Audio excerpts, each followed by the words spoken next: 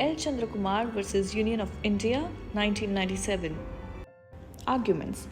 The state argued by quoting the decision of Sampath Kumar versus Union of India, where the court held that though the judicial review is a basic feature of the Constitution, the vesting of power of judicial review in an alternative institutional mechanism after taking it away from the High Courts would not violate the basic structure of Indian Constitution so long as it is ensured that the alternative mechanism is an effective and real substitute for the High Court. Even though the administrative tribunal cannot be seen as a substitute for the High Court, it can deal with service matters that of the High Court. It was also argued that in M.B. Majumdar versus Union of India, the court held that tribunals under the Administrative Tribunal Act had been equated with high courts only to extent that the former was to act as substitutes for the latter in adjudicating service matters. The petitioner, on the other hand, argued that the Supreme Court and the High Courts are the sole repositories of the power of judicial review.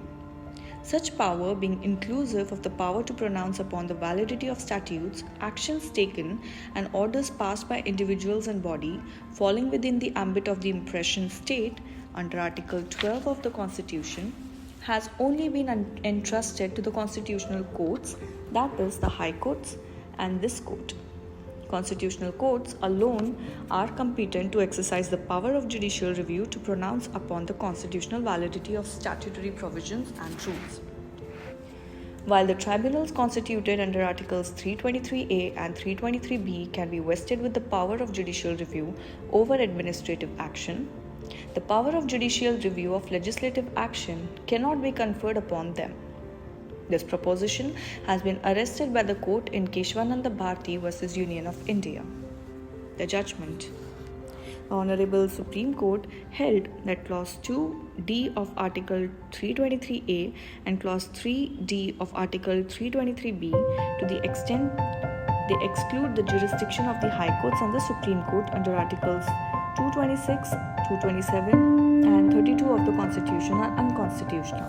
The jurisdiction conferred upon the High Courts under Articles 226 or 227 and upon the Supreme Court under Article 32 of the Constitution is a part of the inviolable basic structure of Constitution. The court further held that tribunals may perform a supplemental role in discharging the powers conferred by Articles 226 or 227 and 32 of the Constitution. The tribunals created under Article 323A and Article 323B of the Constitution have the competence to test the constitutional validity of statutory provisions and rules. All decisions of these tribunals will, however, be subject to scrutiny before a division bench of the High Court within whose jurisdiction the concerned tribunal falls. The importance of this judgment is that it addressed the question that with the Parliament by way of an alternative mechanism can take away the right of the judicial review, which is a basic structure of the Constitution. The tribunals established through statutes from the authority conferred by Article 323A and Article 323B have got the